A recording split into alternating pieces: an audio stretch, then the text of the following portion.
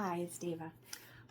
We got a full moon coming up on Monday, actually a micro full moon, which means it's the furthest away from the earth, but still packs a powerful punch. I wanted to pull some cards to get what the energies are for the collective. So without further ado, Spirit, what can you tell us? What does the collective need to know about the energies surrounding the full moon, the upcoming full moon on Monday?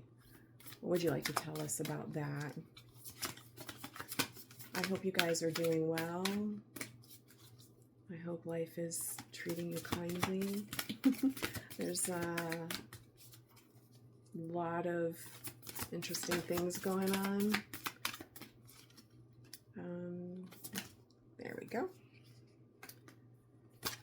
Changes, of course. Quicksilver moon changes. She's beautiful.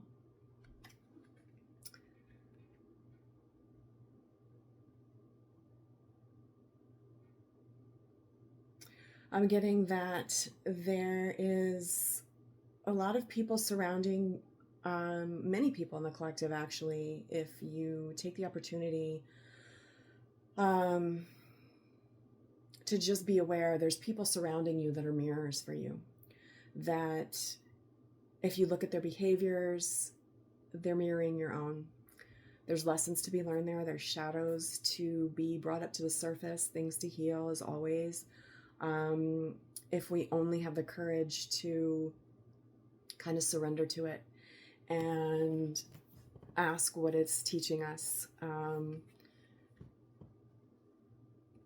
There could also be changes in relationships, changes in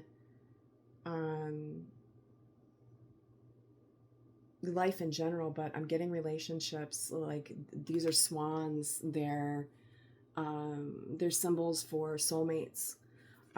So you could have a divine connection coming in your life, or that you've already met, that you are meeting.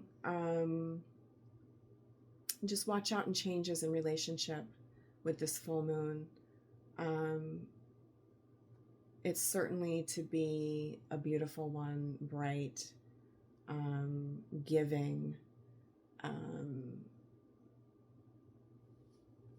and I'm going to read it really quick for you. Let's do that.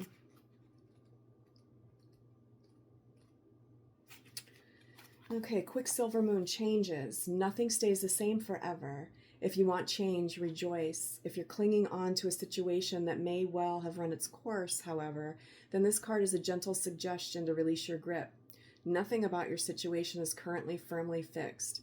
That can be a good thing, so stay open. Keep your eyes peeled for signs as well. In particular, notice the next song you hear.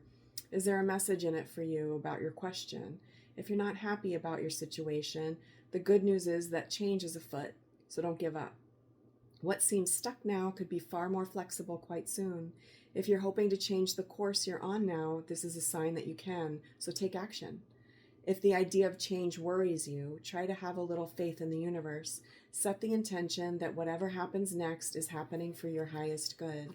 The fact that nothing lasts forever is a part of this card's message. Events are moving. Additional meanings for this card are: change may be inevitable now. Expect good things. You'll get your answer very soon. Ask a wise woman for advice. Don't cling to the past. Remember, if nothing else, that things change. And as they say, the moon teaches us that it's okay to go through phases. Okay. And I have one more deck I want to pull from. So, shuffle this really quick. I'm not sure I shuffled this one. Spirit, what do you want to tell the collective regarding this full moon? What energies do they need to be aware of during this time surrounding the full moon coming up on Monday? What do we need to know, see, hear, feel, Anything else?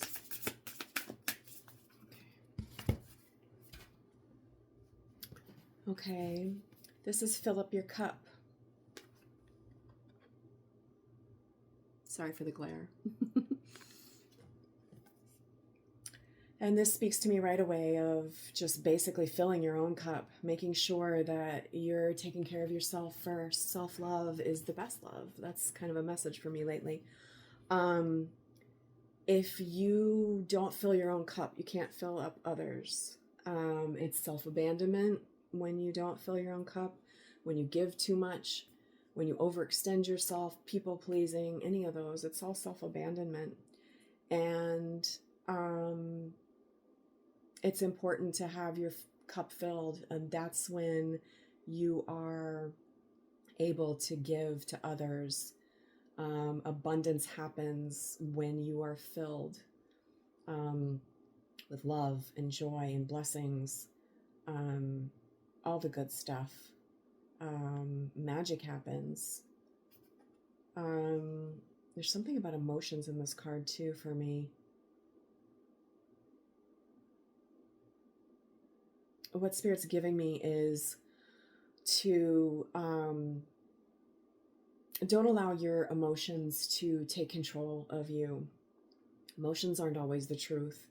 They're guidelines, but they are also of past conditioning and experiences. So they might not always be the truth. It's important to sometimes get still, not react, just respond, get still and go within and ask, is this the truth? Is this what I'm truly experiencing? And, you know, move through those emotions, but don't allow them to take over your life. Because they can and they will. You know, you can go down rabbit holes of intrusive thoughts and, you know, so just allow your, don't allow your emotions to take over. Allow them to flow, move through them, don't block them. You know, that's important too. Feel everything, but process and move on, you know, mindfully move on with intent. Let me read the book to you. This is number 32. Are you running on empty? It's likely that your focus is too much on the external world and you have forgotten to nurture your own energy levels. The body needs fuel, and when you are emotionally or physically tired, you use up even more energy just to get by each day. Focus on changing things in your life to refuel and re-energize yourself, because ultimately, if your cup is empty, you can't support others or yourself. Fill up your cup by not only taking rest when you need it, but also spending more time doing what you love.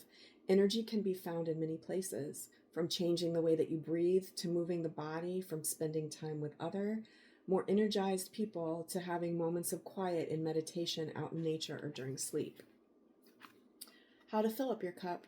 The best way to fill up your cup is first to tune into your body and notice where the feeling of emptiness lies. Is it physical tiredness, exhaustion, boredom, spending too much of your energy giving to others and forgetting yourself, or being too busy, or is it something else? Once you have identified what is draining your cup, you can get to work making small changes to refill it. Perhaps have an early night, take a walk in nature, dance around the kitchen, or sit in deep meditation. Spend time every day filling your cup, because no one wants an empty glass. And that's really beautiful too. Somatic therapies are a wonderful way to fill your own cup. Somatic therapies, for those of you who don't know, are anything that moves energy out of the body, specifically physically. Yoga, Tai Chi, but even, dancing, singing, humming. It moves energy internally, humming, singing, and then anything physical, walking, swimming, you know, anything. Sorry, my camera keeps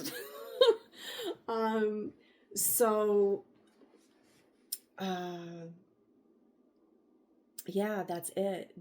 I danced earlier with a friend who had a live dance party on Facebook, and it was so much fun. She did 3 songs, and it was quick and easy, and we just shaking is somatic therapies as well. And you know, like a dog or a cat shakes, that's what animals are doing when they shake. They're getting rid of uncomfortable stored energy. And we humans are not taught that. So shake. Just, you know, shake it off.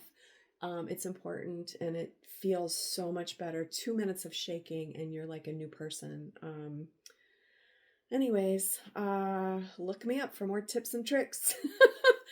um, I wish you guys well. I hope you have a beautiful full moon and a wonderful rest of your weekend. Happy Mother's Day, to all the moms out there. And I'm sending you all love and peace.